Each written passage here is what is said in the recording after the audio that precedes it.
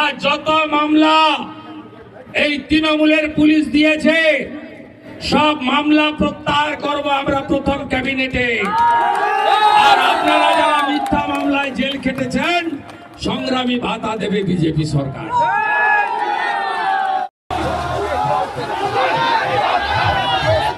কথা দিয়ে গেলাম 6 মাসের মধ্যে পঞ্চায়েত হবে, দেখবেন মিলিয়ে নেবেন, সব বদলে যাবে। নারী সুরক্ষা হবে, অবহেলা হবে না, সন্দেশখালী হবে না। 2021-এ 77, এবারে 177 প্লাস। গোটা উত্তরবঙ্গের তৃণমূল ছিল না, এবারে আরো ভালো করে পরিষ্কার করে দিন। এসআইআর নিয়ে এত যন্ত্রণা কেন?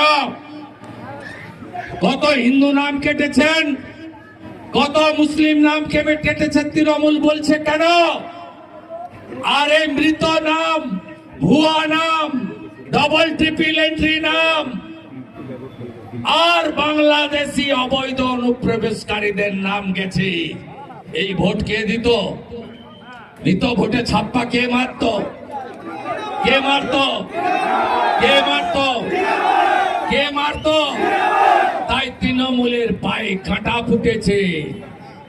আমাদের সঙ্গে মাত্র 40 লাখের ডিফারেন্স লোকসভাতে। আপনি নিশ্চিন্ত থাকুন, 91 লাখ নাম বাদ যাওয়ার পরে বিজেপির সঙ্গে কোনো ডিফারেন্স তৃণমূল কংগ্রেসের নেই।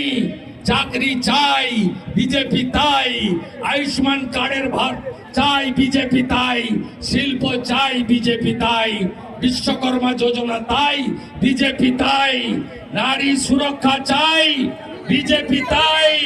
মা বোনেরা, ধর্ষকদের সকালে নেব, বিকালে খরচ করব। মাতঙ্গিনী হাজরা, রানী রাসমণির নামে পুলিশে মহিলা ব্যাটালিয়ন হবে। যোগীজি, হেমন্ত বিশ্ব শর্মার মতো সুশাসন সুরক্ষা দেবে বিজেপি।